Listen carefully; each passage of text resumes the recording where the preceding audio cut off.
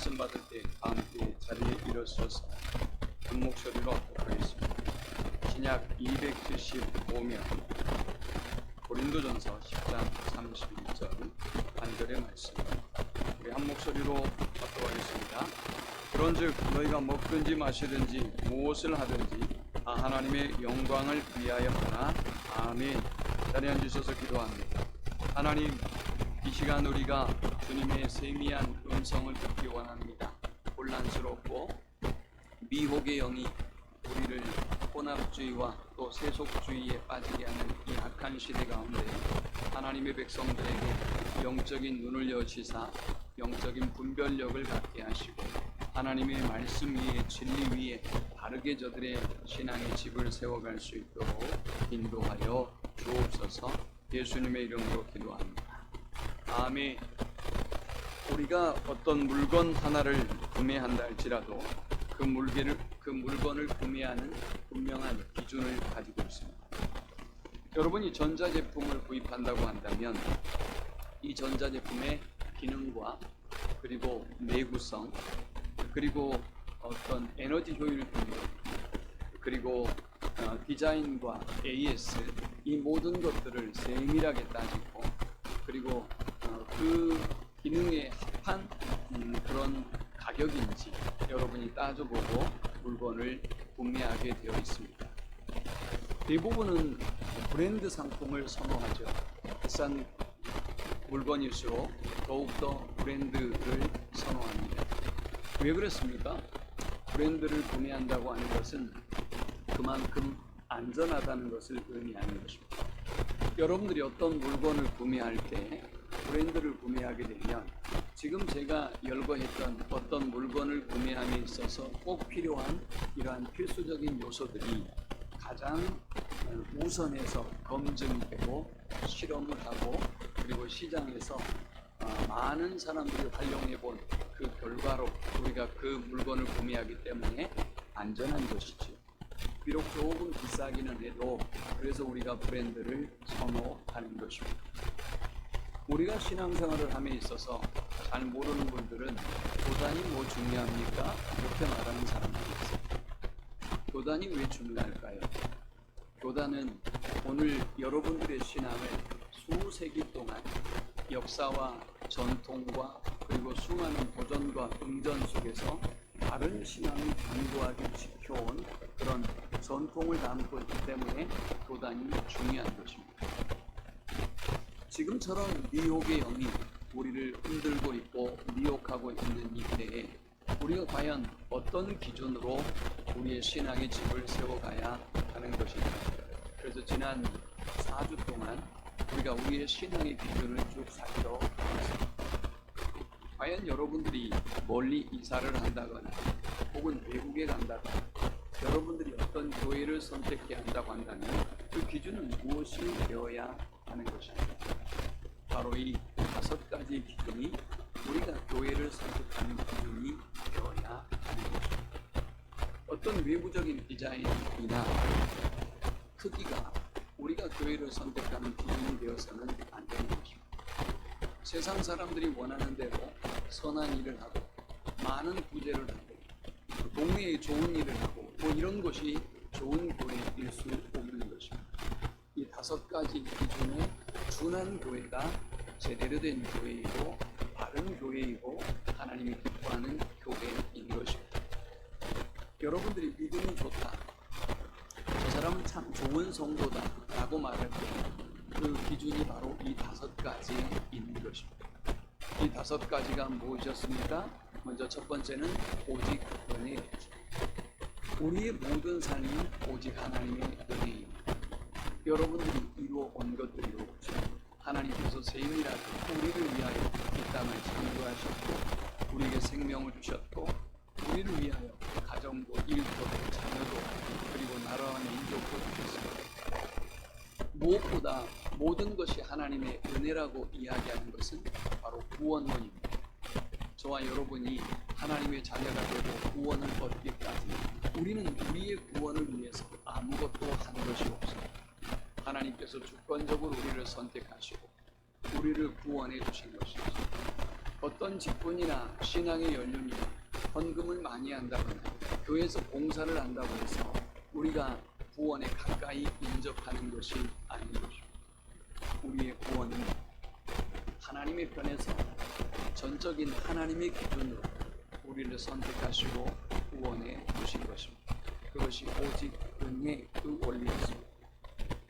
두 번째 원리는 오직 믿음의 원리였습니다. 다른 어떤 행위나 노력이 우리를 구원에 이르게 하는 것이 아니라 하나님의 말씀대로 믿을 때 우리는 하나님의 자녀가 되고 구원을 얻을 수 있는 것입니다. 구원은 여러분의 감정에 의존하지 않습니다. 여러분의 행실에 의존하지도 않습니다. 때로는 여러분이 아주 경건해서 일주일 동안은 잘 살았다고 합니다. 때로는 여러분들이 아주 경건치 못해서 일주일 동안 우리의 삶에 실패했다고 한다면 우리의 구원론은 흔들리고 말 것입니다. 그러나 구원은 감정이나 행위에 의존하지 않습니다. 구원은 오직 하나님의 약속의 말씀에 기준하는 것입니다. 그래서 그 약속의 말씀을 믿기만 하면 우리는 하나님의 자녀가 되고 우리는 구원을 얻는 것입니다. 모든 신앙의 기준은 어떤 나라의 법이 아닙니다. 모든 신앙의 기준은 여론도 아닙니다. 세상의 사람들이 여러분을 뭐라고 하든지 오늘 우리는 성경의 분명한 기준에 서야 합니다. 그래서 세 번째 기준은 오직 하나님의 말씀입니다. 종교 개혁의 가장 중요한 원리는 오직 성경, 하나님의 말씀으로 돌아가야 하는 것입니다. 그러므로 여러분, 우리가 세상의 소리들에 귀를 기울이면 안 돼요. 시대가 혼란스러울수록, 시대가 악하고 미혹의 영들이 강하게 역사할수록 우리는 하나님의 말씀을 주야로 묵상하고 가까이 하여야 하는 것입니다. 휴대폰을 좀 끄실까요? 끄셔도 충분합니다. 또 네 번째 기준은 오직 예수 그리스도입니다. 중세의 교회는 그리고 영적으로 타락한 교회의 역사를 보면 예수님보다 다른 것들을 더 중요하게 여기기 시작합니다. 어떤 성자가 등장하기도 하고 성모 마리아가 굉장히 중요한 인물로 또 자리하기도 하고 교황이 때로는 어떤 교주들이 굉장히 예수님과 어떤 견줄만한 인물로 자리하기도 합니다. 때로는 여러분 자신이 그 자리를 차지하기도 하죠. 그러나 우리의 신앙의 기준은 오직 예수 그리스도입니다. 오늘은 마지막으로 오직 하나님께 영광입니다. 왜 오직 하나님께 영광이라고 하는 이 주제가 중요한 것일까요? 마태복음 24장과 25장은 마태복음의 계시록이라고 불려지는 책입니다. 이 책을 보면 마태복음 24장과 25장을 보면 말세에 이런 징조가 따를 것이라고 말씀합니다.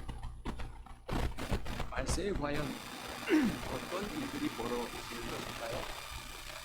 24장 5절에 보면 많은 사람이 내 이름으로 와서 이르되 나는 그리스도라 하여 많은 사람을 미혹하리라 했습니다. 11절에는 거짓 선지자가 많이 일어나 많은 사람을 미혹하겠으며 했습니다. 말세가 되면 가짜 뉴스가 많아진다는 것입니다. 여러분들이 하나님의 말씀보다 진리인 성경보다 여러분이 더 사랑하는 것들이 더 귀 기울이는 것들이 많이 생긴다는 것이죠. 유튜브나 SNS나 그리고 인터넷에 떠도는 많은 설교들과 그리고 많은 이단의 자료들이 여러분을 미혹합니다. 많은 거짓 선지자와 거짓 선생들이 여러분을 미혹해서 그릇된 것으로 인도하죠. 얼마 전 아벨을 저격했던 사람도 어머니가 통일교를 심지했던 사람의 아들이라는 거죠. 이렇게 말세에는 미혹의 영이 우리를 강력하게 지배하고 역사하는 것입니다. 그러므로 여러분, 우리가 어떻게 이 말세에 우리의 믿음을 지키느냐의 문제가 얼마나 중요한지 모릅니다. 무엇보다 중요한 문제는 뭘까요? 외부에서 여러분을 공격하고 유혹하는 것이 문제가 아니라 바로 여러분의 내면에서 여러분을 흔드는 미혹의 영입니다. 사탄은 여러분이 무엇에 약한지를 너무나 잘 알고 있습니다. 그래서 여러분에게 속삭입니다. 여러분의 생각과 감정을 지배합니다. 여러분의 인성을 지배합니다. 그래서 우리가 하나님 앞에 가지 못하도록, 예배하지 못하도록, 하나님 앞에 바로 서지 못하도록 만드는 것입니다. 마태복음 24장 6절에 보면 난리와 난리 소문을 듣겠으나 너희는 삼가 두려워하지 말라. 이런 일이 있어야 돼. 아직 끝은 아니니라. 민족이 민족을, 나라가 나라를 대적하여 일어나겠고 곳곳에 기근과 지진이 있으리니 이 모든 것은 재앙의 시작이니라 했습니다. 제가 잠깐 뉴스를 봤더니 지금 코로나가 시작된 이후로 만 2년 7개월이 흘렀다고 3년이 다 돼가고 있습니다. 정말 우리에게 코로나가 찾아온 때 그 순간에 우리는 이것이 잠깐 지나갈 것이라고 생각했습니다. 그러나 수많은 변이가 일어나고 우리는 점점 더 공포감에 휩싸이게 있습니다. 여전히 전쟁, 우리를 괴롭히고 있고 그 전쟁의 여파로 인한 물가의 변동, 그리고 그것으로 인한 이제 곡물가의 상승이 점점 더 우리를 더 힘들게 할 것이라고 모두가 경고합니다. 사람들은 그때 너희를 다른 사람에게 넘겨줄 것이라고 말했습니다. 9절에서 10절에 보면 그때의 사람들이 너희를 환난에 넘겨주겠습니다. 너희를 죽이리니 너희가 내 이름 때문에 모든 민족에게 미움을 받으리니 그때 많은 사람이 실족하게 되어 서로 잡아주고 서로 미워하겠으며 라고 했습니다. 말세가 되면 많은 사람들이 미혹에 빠져서 올바른 믿음을 가지고 있는 사람들을 미혹하고 그리고 잡아넘기고 고소하는 일이 벌어진다고 말씀합니다. 실제로 우리가 코로나가 퍼지면서 이런 사태가 도래했죠. 실제로 교회 안에서 교인들을 밀고 하고 교회 예배를 밀고 하기도 했습니다. 모임들을 밀고 하기도 하고 그리고 교회 안에 큰 내분이 일어났습니다. 자, 이렇게 우리는 미혹의 시대를 살고 있습니다. 그 다음 마태복음 24장에 보면 또 말씀에는 종교적인 대혼란이 일어날 것을 경고합니다. 가장 염려하는 것이 바로 이것입니다. 종교적인 혼란, 영적인 혼란, 진리의 혼돈. 오늘 사람들이 어떻게 믿어야 될지, 어떤 것이 바른 믿음인지 알지 못합니다. 내 생각대로, 내 방식대로, 내가 믿고 싶은 대로 믿어버립니다. 제가 요즘 그림을 그리고 있잖아요. 그림을 배우고 있습니다. 잘 늘질 않지만 시간이 나는 대로 열심히 배우고 있습니다. 그런데 제가 그림을 배우면서 한 가지 중요한 사실을 발견해요. 아주 빠르게 그림이 성장하고 빠르게 발전하는 사람의 특징이 있다고 한다면 그 사람들은 혼자 그림을 그리는 사람이 아니에요. 혼자 연습하고 혼자 그리고 싶은데 혼자 취미 삼아서 그리는 사람이 아닙니다. 이 사람은 나중에 그리는 모양은 비슷하게 그려냈을지 모르겠지만 이미 그림을 그리는 방식부터가 잘못됐기 때문에 발전이 없습니다. 수정도 되지 않습니다. 매우 잘못된 길로 갑니다. 신앙생활도 똑같습니다. 요즘 많은 사람들은 하나님의 말씀을 가까이 하지 않습니다. 배우려고 하지 않습니다. 하나님의 말씀대로 내가 믿어야 된다는 것조차도 인정하지 않습니다. 자기 마음대로 신앙생활을 해버려요. 우리는 지금 이 시대에 더더욱 그러한 경험을 하고 있습니다. 오늘 본문의 배경이 되는 고린도 교회. 제가 성경에 읽어본 많은 교회 가운데 가장 문제가 많은 교회가 고린도 교회입니다. 많은 현대 한국교회 성도들이 초대교회로 돌아가자라고 하는데 그들은 성경을 잘 모르고 하는 얘기입니다. 초대교회 고린도 교회만 보더라도 이 교회가 얼마나 많은 문제를 가지고 있는지, 오늘날 우리가 속한 교회가 얼마나 많은 문제를 가지고 있는지 우리는 금세 발견하게 됩니다. 고린도 교회의 성도들은 바울의 사도적인 권위를 인정하지 않았습니다. 바울은 사도가 아니라는 것입니다. 그런 바울이 복음을 전하고 설교하고 성경을 쓸고 그 책을 누가 읽으며 그 설교를 누가 듣겠습니까? 그가 전하는 말씀을 누가 그대로 순종하고 따를 수가 있겠습니까? 바울은 경솔한 사람이라고 많은 사람들이 질책하고 욕했습니다. 바울은 말과 행동이 다른 사람이라고 욕했습니다. 언행 일치가 안 되니 얼마나 그 교회에서 조롱거리가 되고 비웃음거리가 됐겠습니다. 그런데 그것은 비단 고린도 교회에서만의 평가는 아니었습니다. 바울이 평생 목회를 하고 선교를 하고 하나님을 위하여 사는 그 모든 동안 바울을 괴롭혔던 주제들이었습니다. 바울은 또한 유대인들로부터 추천서를 받지 못한 무자격의 사도라고 공격을 받았습니다.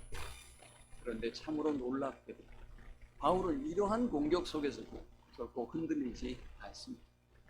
그는 하나님의 말씀을 붙잡고 이 영혼들을 위하여 기도하고 끊임없이 이 고린도 교회와 다른 흔들리는 많은 미혹받는 교회를 하나님의 말씀 위에 든든하게 세워가기 시작합니다. 고린도 교회는 심한 파벌을 이루었습니다. 바울파, 그리고 베드로파, 그리고 그리스도파, 그리고 아볼로파, 파들이 나눠서 극심한 다툼과 분열을 이뤘습니다. 은사의 문제로 다퉜습니다. 어떤 은사가 큰가, 그리고 내 은사가 큰가, 너의 은사가 큰가, 그들은 심히 극심하게 다퉜습니다. 송사의 문제, 재판의 문제로 다퉜습니다. 또 결혼의 문제, 우상 숭배의 문제, 그리고 우상의 제물의 문제로 주제마다 그들은 심한 다툼과 분열을 경험해야만 했습니다. 바울은 이러한 고린도 교회를 보면서 고린도전서 13장에 우리가 잘 아는 아주 유명한 말씀을 이들에게 전합니다. 사랑은 오래 참고, 사랑은 온유하며, 시기하지 아니하며, 사랑은 자랑하지 아니하며, 교만하지 아니하며, 무례히 행하지 아니하며, 자기의 유익을 구하지 아니하며, 성내지 아니하며, 악한 것을 생각하지 아니하며, 불의를 기뻐하지 아니하며, 진리와 함께 기뻐하고, 모든 것을 참으며, 모든 것을 믿으며, 모든 것을 바라며, 모든 것을 감비. 바울은 이 교회의 문제가 하나님으로부터 그 놀라운 은혜와 사랑을 받고도 그들이 사랑하지 아니하는 사랑의 부재가 이 교회의 갈등과 분열의 원인이라고 지금 보고 있는 것입니다. 그리고 두 번째, 오늘 이 31절의 말씀을 통해서 고린도 교회의 문제의 원인을 제시합니다. 그런즉 너희가 먹든지 마시든지 무엇을 하든지 다 하나님의 영광을 위하여 하라. 여러분이 먹든지 마시든지 무엇을 하든지 다 하나님의 영광을 위하여 한다면 서운한 일이 있을 수가 없고 섭섭한 일이 있을 수가 없습니다. 시험에 들 일이 있을 수가 없어요. 여러분들이 누가 인정을 해주든 인정을 해주지 않든, 여러분을 누가 아주 존경하든 그러지 않든 아무런 상관이 없어요. 여러분이 남이 보이는 일에 있어서, 드러나는 일에 있어서 헌신해서 인정을 받든, 아니면 여러분이 봉사하고 헌신하고 헌금하고 충성하는 그 모든 일을 아무도 알아봐 주지 않든 전혀 시험에 들 일도 없고요. 마음이 상한 일도 없는 것입니다. 여러분들이 믿음의 시작을 했을 때를 생각해 보세요. 우리가 얼마나 큰 은혜를 하나님으로부터 받았습니까? 창세전에 나 같은 사람을 택하시고 자녀 삼아주시고 구원해 주시고 오늘 예배자로 불러주시고 오늘 직분과 사명을 우리에게 주시고 하나님이 우리와 영원히 함께 하시고 동행한다는 이 사실이 우리를 얼마나 감격스럽고 기쁘게 만듭니다. 그런데 말입니다, 여러분들 신앙생활을 조금 하다 보면 고개를 쳐듭니다. 그리고 더욱더 겸손하게 깊은 은혜를 경험하고 더욱더 겸손히 하나님 앞에 충성하고 헌신하기보다는 여러분의 주장들을 하기 시작합니다. 여러분이 중심이 되고 싶어합니다.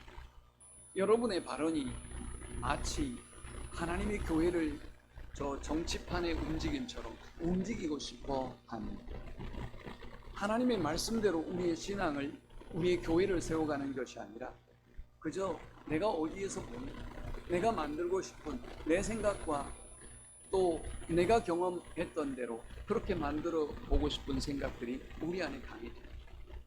그래서 자기 목소리가 나오기 시작하죠. 그래서 다툼이 벌어지는 것입니다. 그래서 분쟁이 생기는 것입니다. 왜 저 사람이 목사님하고 친하지?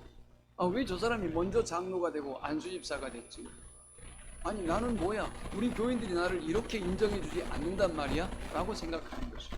하나님의 영광을 위하여 살아가기만 하면 된다면, 우리의 모든 삶이 오직 하나님께 영광을 돌리는 삶으로 촉하다면 우리가 소원이 아닙니다. 우리가 시험에 들 이유가 뭡니까? 제가 이번 주 아주 재미있는 이야기를 들었습니다. 한 장로님이 목사님과 또 함께 성도들 접대한 일이 있었답니다. 그런데 문제는 이 장로님이 오리고기를 못 드세요. 그래서 한 상에는 오리를 시키고 한 상에는 닭고기를 시켰습니다.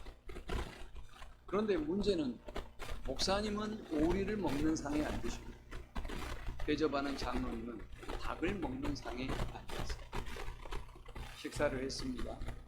대화를 하든 무엇을 하든 이 장로님이 당연히 중심에 있지는 않겠죠. 그리고 나중에 그것 때문에 아주 마음이 상해요. 목사님이 어떻게 그럴 수가 있나? 내가 돈을 내고 내가 대접하는데 아무리 그래도 내가 목사님 앞에 앉아서 기도를 받고 이야기를 나눠야지. 그게 말이 되냐? 아니 그 집사, 그 장로님은 왜 자기가 돈 내는 것도 아니면서 목사님 앞에 앉아서 그러고 있냐? 당연히 양보해야 되지 않느냐? 뭐 이런 이야기를 하셨다. 재밌는 일이죠. 뭐 논란의 거리조차 될 수가 없는 일이죠. 정말 그것이 문제가 된다면 반반씩 요리를 나누면 될 거 아니에요. 그죠? 그리고 자신이 메뉴를 같이 먹을 만한 어떤 다른 메뉴를 정하든지 하면 될 것 아닙니까? 아니 같이 앉는들 무엇하고 아닌들 무엇하겠습니까? 그것이 무슨 의미가 있단 말입니까? 그런데 우리가 오직 하나님의 영광을 위하여 살아가지 않으면 이러한 사소한 것들이 우리의 마음을 상하게 만들고 우리를 시험에 들게 하는 것입니다. 그러므로 바울은 지금 이야기합니다. 오늘 여러분들이 다툼이 있고 분열이 있고 시기가 있고 미움이 있는 것은 여러분들이 오직 먹든지 마시든지 무엇을 하든지 하나님의 영광을 위하여 해야 한다는 그 기준을 놓치고 말았기 때문에, 그러므로 다시 오직 하나님의 영광을 위하여 여러분의 신앙의 집을 지어 가십시오 라고 지금 권하고 있는 것입니다. 종교개혁 시대에도 마찬가지였습니다. 교회는 오직 하나님의 영광을 위하여 존재하는 공동체이고, 여러분도 역시 성도가 가장 중요하게 여겨야 될 본분은 하나님을 기뻐하고 영원토록 즐거워하는 것입니다. 하나님께 영광을 돌리는 것, 그것이 우리의 존재의 목적이에요. 우리가 살아가야 될 이유에 아파트를 사고 성공을 거두고 부귀와 영화를 거두는 것이 우리의 삶의 목적이 아니라 오늘 하나님을 영화롭게 하는 것, 하나님께 영광을 돌리는 것, 그것이 우리의 삶의 목적이 되어야 하는 것입니다. 자, 그래서 종교개혁자들은 하나님의 영광을 위하여 살아야 될 우리가 헛된 교황의 제도에 혹은 헛된 사람에게 영광을 돌리는 것을 바라보면서 다시 오직 하나님께 영광을 돌려야 한다라고 말하고, 다시 종교개혁의 5번째 원리로 오직 하나님께 영광을 외치기 시작했습니다.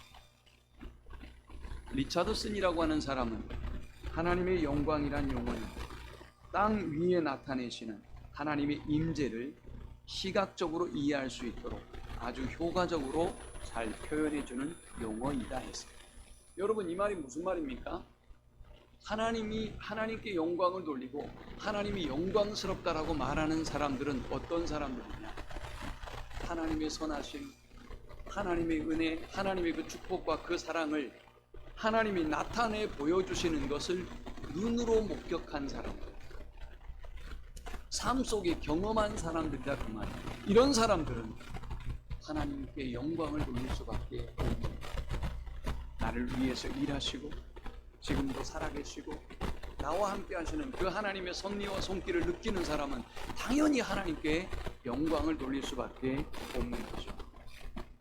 존 칼빈은 하나님의 영광이란 우리가 하나님의 현존의 모습을 아는 때이다 그랬습니다. 이것은 또 무슨 말입니까? 하나님께 영광이라는 이 말은 오늘 여러분의 삶 속에 함께 하시는 하나님의 실제를 느끼기 시작하면 우리에게서 퍼져나갈 수밖에 없는 고백이다.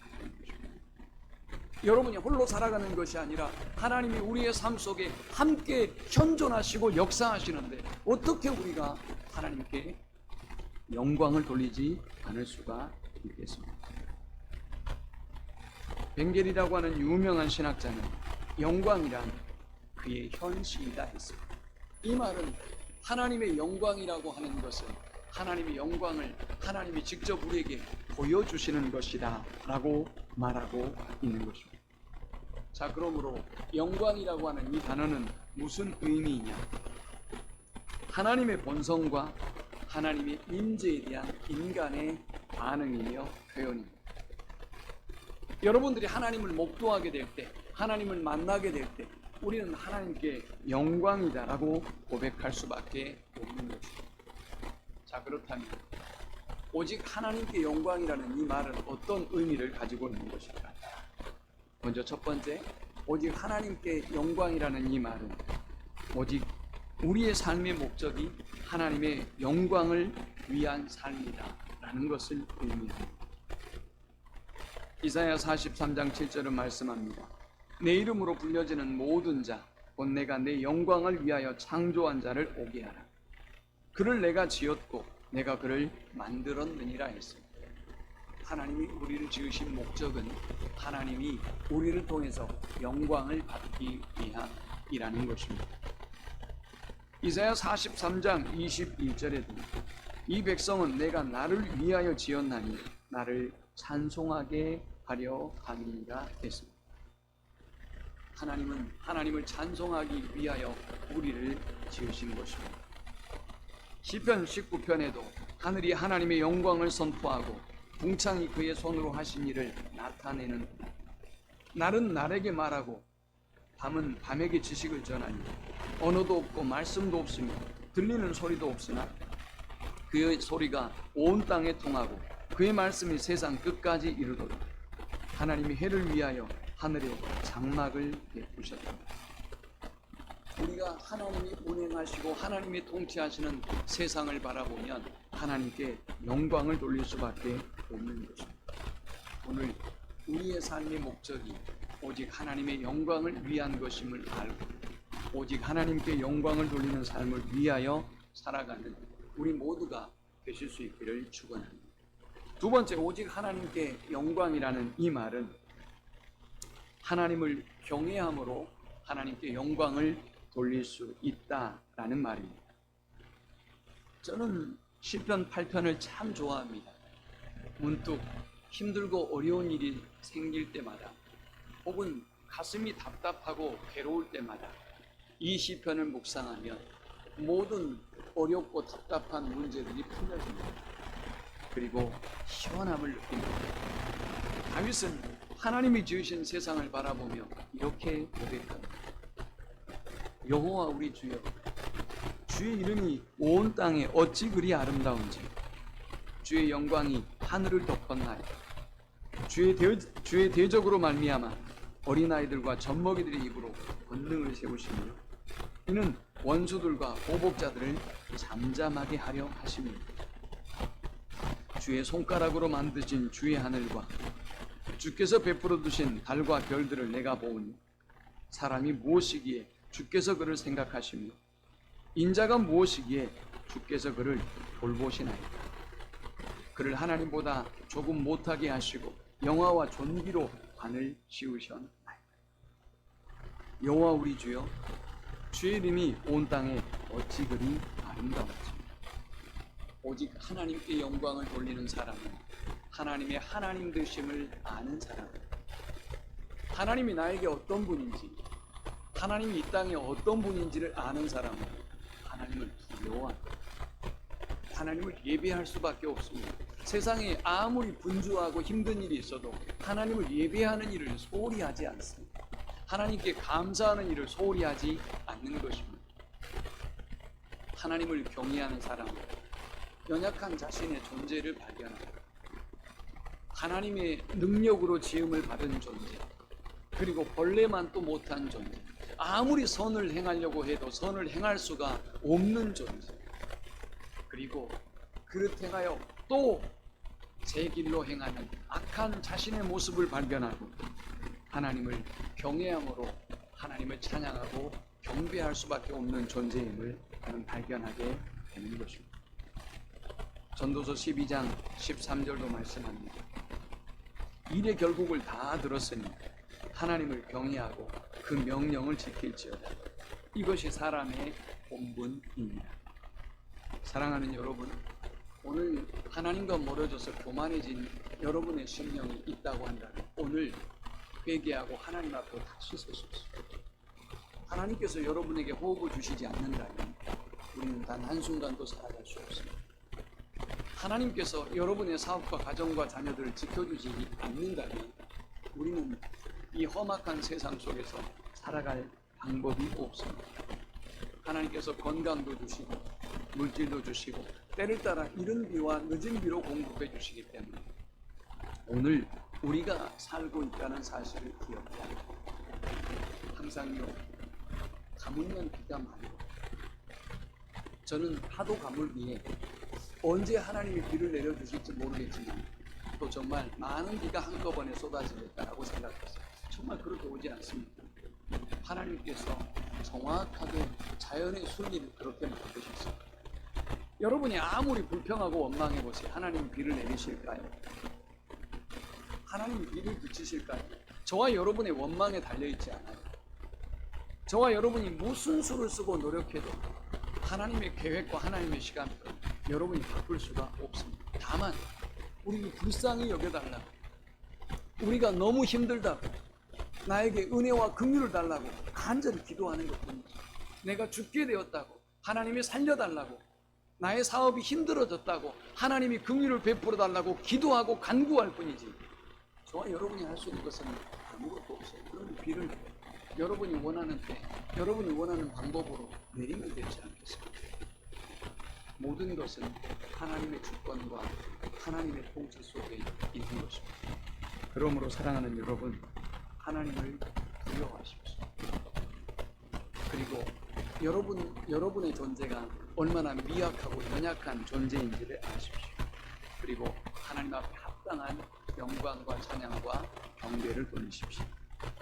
오직 하나님께 영광이라는 이 말은 세 번째로 영원토록 그를 기뻐하고 즐거워한다는 의미입니다. 시편 37편 4절에서 6절에 보면 또 여호와를 기뻐하라.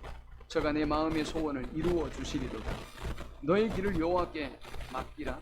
저를 의지하면 저가 이루시고 내 의를 빛같이 나타내시며 내 공의를 정오의 빛같이 하시리로다 라고 말씀하셨습니다.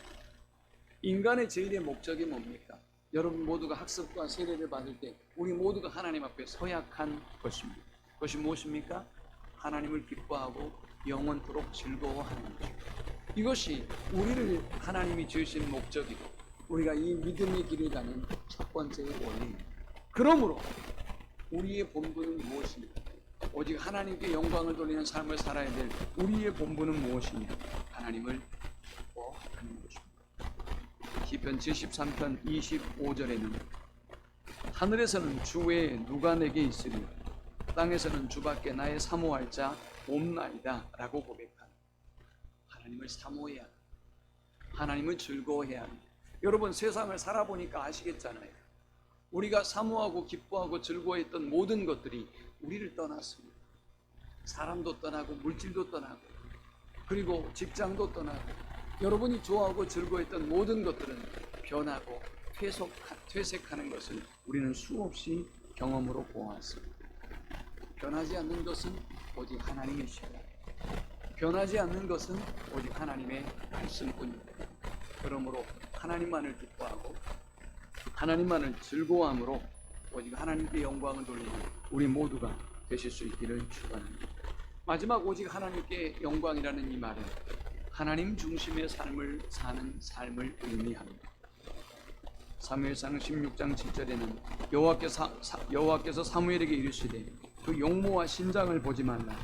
내가 이미 그를 버렸노라. 나의 보는 것은 사람과 같지 아니하니 사람은 외모를 보거니와 나 여호와는 중심을 보느니라 했습니다. 여러분, 외모에 속지 마십시오. 외모도 중요하지만 아까 제가 물건을 살 때 얘기했죠. 여러분이 가장 중요하게 물건을 선택함에 있어서 가장 중요한 요소 가운데 하나가 디자인이긴 하지만 여러분들이 차를 살 때 디자인만 보고 차를 사시는 거죠. 굴러가지도 않는데 디자인만 예쁘면 뭐하겠어요? 아니, 비싸기만 한데 디자인만 예쁘면 뭐하겠어요? 포장이 잘 나있는데 디자인만 예쁘면 뭐하겠어요? 가장 중요한 것은 중심이죠. 여러분, 사람들은 여러분의 외모를 보고 속습니다. 여러분의 직분을 보고 속습니다. 사람들은 그 사람이 떠들어대는 말들에 속습니다. 정말 그런 줄 압니다. 그러나 속지 않는 분이 있습니다. 여러분에게 절대 속지 않는 분이 계세요.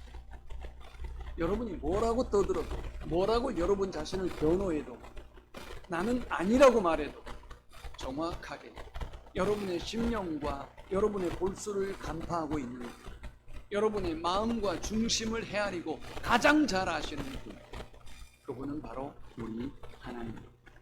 그러므로 여러분, 우리는 외형적인 형식으로 사람을 바라보고 환경을 바라보며 신앙생활을 해서는 안 되는 것입니다. 우리는 마음과 뜻과 힘을 다해서 하나님을 섬기고 경외하는 삶을 살아야 하는 것입니다. 요한복음 1장 12절에는 우리에게 분명히 신앙의 기준을 말씀합니다. 영접하는 자, 곧 그 이름을 믿는 자들에게는 하나님의 자녀가 되는 권세를 주셨습니다. 영접하는 자, 하나님의 자녀가 되는 것입니다. 예수님을 자신의 삶에 모시고 살아가는 사람이 하나님의 자녀가 되는 것입니다. 김선주라고 하는 포항 지역에서 찬양 사역을 하는 아주 신실한 집사님이 계십니다. 이 집사님이 믿음을 잃어버리고 한 가지 기도의 제목을 가지고 새벽 예배를 시작했습니다. 그 새벽 기도의 제목은 아이와 함께 살게 해달라는 것이었습니다. 오랜만에 찾은 새벽 기도에서 목사님이 자매니 무엇을 위하여 기도해 줄까요? 라고 물었더니 이분은 그의 기도의 제목을 목사님께 이야기했어요. 눈물 흘리면서 목사님, 제가 우리 아이와 함께 살게 해주세요. 목사님은 그 이야기를 듣고 그녀를 위하여 기도해 주었습니다. 상황이 어떤 상황인지, 왜 살아야 되는지 전혀 알지 못한 채 그녀도 기도했고 목사님도 기도했고 그를 알고 있는 모든 사람도 기도했습니다. 그렇게 시작된 새벽 기도에 어느 날 하나님 김선주라고 하는 성도를 만나 주셨습니다. 목사님이 설교를 하시는데 이렇게 설교하는 것입니다. 오늘날 교회 밖에만 믿지 않는 사람들이 있는 것이 아니라 교회 안에도 불신자가 많습니다. 그 사람들은 모두 다 하나님의 심판의 대상입니다. 진노의 대상입니다. 라는 말을, 여러분 이런 설교 안 들어본 사람이 어디 있어요? 다 들어봤죠. 그런데 그날따라 임선주 집사님 이 말씀이 가슴 깊이 박혔습니다. 그리고 확신이 들었다고 합니다. 두 가지 확신이었습니다. 나는 믿지 않는 교인이었구나. 나는 믿지 않는 종교인이었구나. 지금 목사님이 말씀하신 사람이 나구나! 라는 확신이 생겼다. 그리고 나는 지옥에 갈 수밖에 없는 사람이구나. 하나님의 심판을 받을 수밖에 없는 사람이구나. 라는 확신이 들었다. 하나님이 그녀에게 환상을 보여주셨습니다. 강단에 단구대가 설치되어 있고 두 사람의 검은 옷을 입은 두 사람 자신을 질질 끌고 그 십자가를 향하여 그 단구대를 향하여 나아가고 있는 것입니다. 안 된다고 두려움에 떨고 있는 임선주 집사에게 하나님이 또 다른 환상을 보여주셨습니다. 하얀 십자가 그 단구대 앞을 가리고 있었습니다. 그 그리고 그녀를 향하여 하나님이 말씀하십니다. 나라, 내가 너를 사랑한다. 나라, 내가 너의 모든 죄를 사한다. 임성희 집사님, 그 교회에 몇 명이 예배하고 있든 다른 사람이 나를 어떻게 생각하든 전혀 생각하지 않고 절규하며 소리를 질렀다. 왜? 라고 말. 왜 하나님? 왜 하나님이 저를 위하여 죽으셨습니까? 왜 하나님이 저를 위하여 구원해 주셨습니까? 하나님을 위한 사람으로 보겠습니다. 그냥 두 가지의 질문을 이전에는 생각지도 못한 질문이었습니다. 하나님, 저에게 건강을 주세요. 우리 아이를 건강하게 해주세요. 우리 아이와 함께 살게 해주세요. 내가 잘 살게 해주세요. 나에게 행복을 주세요. 라고 기도했던 그녀가 두 가지의 질문을 하게 됩니다. 하나님은 무엇을 기뻐하실까?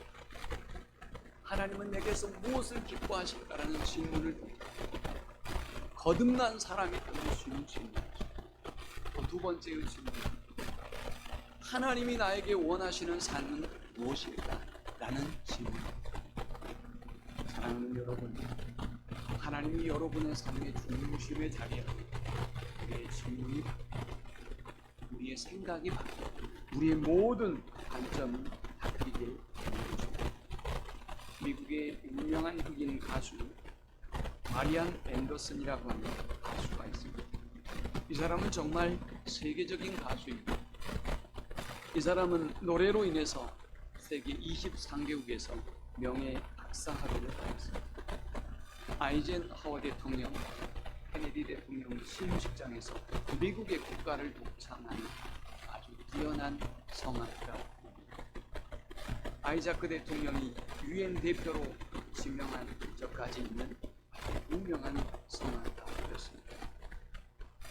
1963년 미국의 존슨 대통령은 그에게 최고 훈장인 대통령 자유상을 수상했습니다.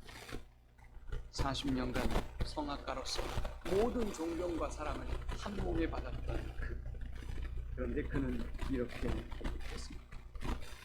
나는 보잘것없는 노예받게 될 수 없는 인간이었습니다.